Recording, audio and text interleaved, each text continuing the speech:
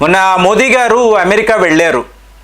So ఈ టైంలో ఈయన డొనాల్డ్ ట్రంప్ గారితో కొన్ని కీలకమైన విషయాలు మాట్లాడుతున్నప్పుడు ట్రంప్ గారు ఏమన్నారు అంటే, మీరు మా వద్ద F-35 యుద్ధ విమానాలు కొనుక్కోండి, ప్రపంచములో ఇదే వన్ ఆఫ్ ద బెస్ట్, అంటే స్టెల్త్ టెక్నాలజీలో F-35కి తిరుగులేదు. సో ఇది కొనుక్కుంటే మీకు ఎన్నో రకాలుగా లాభదాయకమైన ఒక వ్యవహారంగా ఉంటుంది అని చెప్పి ట్రంప్ గారు చెప్పారు. సో ఇది చెప్పడము చైనా పాకిస్తాన్లో ప్రకంపనలు. ఒకవేళ భారత్ F-35 విమానాలు కొనగలిగితే ఇది వీళ్ళకి చాలా పెద్ద దెబ్బ. ఎందుకంటే ప్రపంచంలో నంబర్ 1 విమానము అనేది భారత్లో ఉండడం.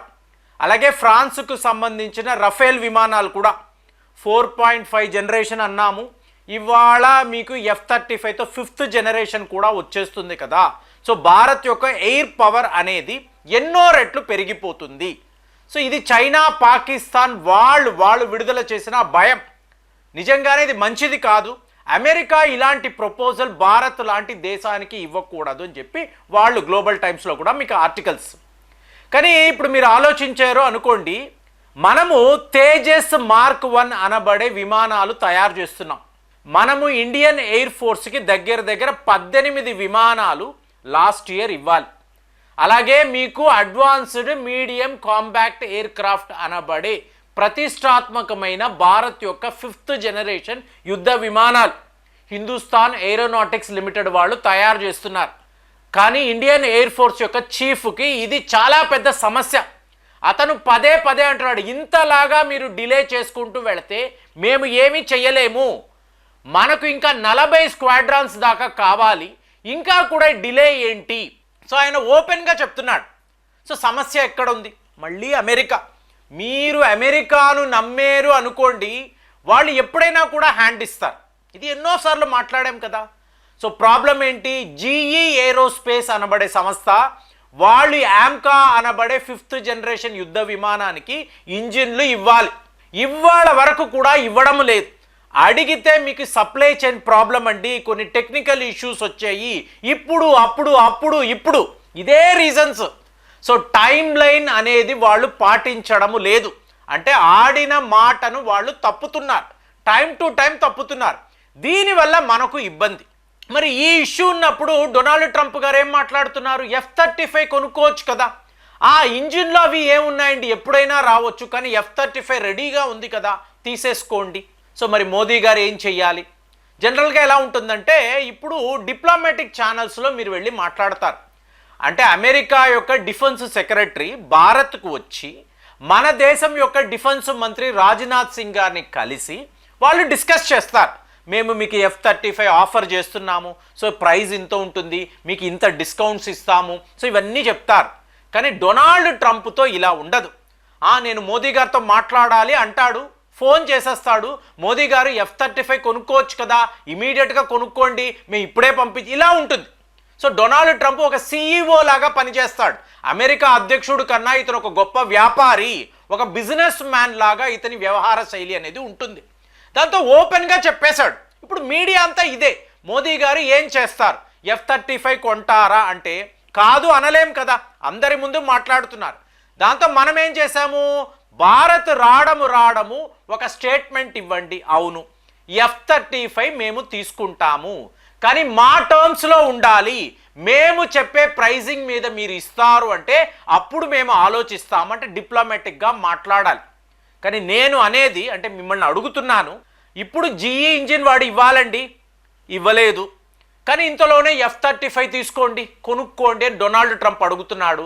ఆయన మరి మీరు ఇంజిన్ ఇవ్వలేదు కదరా బాబు అంటే, ఇది జో బైడెన్ తీసుకున్న నిర్ణయం కదా, ఆ టైంలో కదా అగ్రిమెంట్ అయ్యింది, నేను ఆ టైంలో అమెరికా అధ్యక్షుడైతే చకాచకా చేసేసేవాడిని, వాళ్ళందరూ వేస్ట్ ఫెలోస్, బద్దకస్తులు, ఇప్పటిదాకా చెయ్యలేదు, ఇలా మాట్లాడతాడు.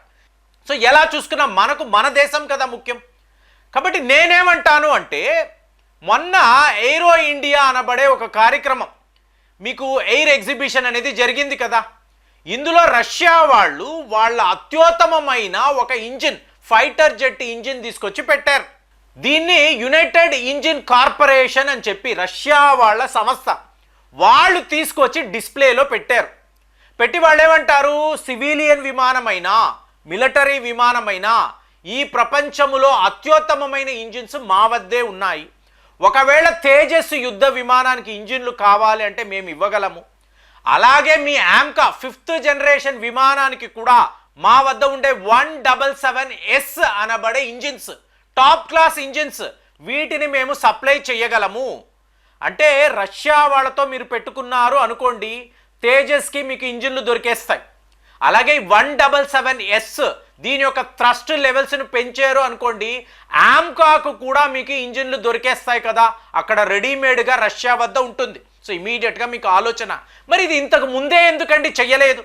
S-400 కొన్నాము, సుఖాయ్ విమానాలు ఇక్కడే తయారవుతున్నాయి. అలాంటప్పుడు మనం ముందే రష్యా వాళ్ళతో మాట్లాడుకోవచ్చు. మన ఆప్త మిత్రులు కదా, ఎప్పటి నుంచో ఉంటున్న డిఫెన్స్ కోఆపరేషన్, జాయింట్ వెంచర్స్ ఎన్నో ఉన్నాయి కదా. ఇంకా చెప్పాలంటే AL-31FP అంటారు, ఇది సుఖాయ్ విమానాల్లో అమర్చే ఇంజిన్లు అండి. సో దీని విషయంలో ఇండియన్ ఎయిర్ ఫోర్స్ రష్యా వెళ్ళి అక్కడి నుంచి ఇంజిన్లు తెచ్చుకుంటారు, తెచ్చుకొని సుఖాయ్ విమానాల్లో ఫిట్ చేస్తారు. ఈ జాయింట్ వెంచర్ ఆల్రెడీ ఉంది కదా. అలాగే మనము ఈ ట్రైనర్స్కి కావలసిన ఎయిర్ క్రాఫ్ట్స్ వాడతాం, AL-55 అంటారు, వాటిని కూడా మనము రష్యాతోనే ఈ జాయింట్ వెంచర్లోనే ప్రొడక్షన్ చేస్తాం. మరి ఇన్ని వసతులు, ఇంతలాంటి ఫ్రెండ్షిప్, ఇలాంటి ఒక ఒప్పందం ఉన్నప్పుడు రష్యా వద్ద ఎందుకు మనం ఈ ప్రపోజల్ పెట్టలేదు అంటే, ఈ టైంలో మనం ఈ ప్రపోజల్ మాట్లాడే టైంలో రష్యాపై ప్రపంచ స్థాయిలో శాంక్షన్స్ ఉన్నాయి. అంటే రష్యన్ ఆయిల్స్ అన్నప్పుడు మనం పట్టించుకోలేదు, కానీ డిఫెన్స్ ప్రొక్యూర్మెంట్ అన్నప్పుడు ఖచ్చితంగా మనం ఆలోచించాలి. ఒకవేళ అమెరికా వాళ్ళు మన మీద శాంక్షన్స్ విధించారు అనుకోండి, మనకు ట్రేడ్ విషయంలో నష్టము జరుగుతుంది. కాబట్టి ఇప్పుడే ఎందుకు అని చెప్పి రష్యా వాళ్ళతో మనం ఇప్పుడు మాట్లాడలేదు. కానీ డొనాల్డ్ ట్రంప్ గారు రావడము, ఈయనకి రష్యాతో, పుతిన్తో ఉండే ఫ్రెండ్షిప్, సౌదీ అరేబియాలో వీళ్ళు కలిసి మాట్లాడబోతున్నారు. కాబట్టి ఎక్కడ చూసినా కూడా ఒక ఫ్రెండ్లీ వాతావరణం ఉంది. ఇప్పుడు మనము రష్యా వాళ్ళకి ప్రపోజల్ పెడుతున్నాం, వాళ్ళు కూడా ఆల్రెడీ చాలా ఇంట్రెస్టెడ్గా ఉన్నారు.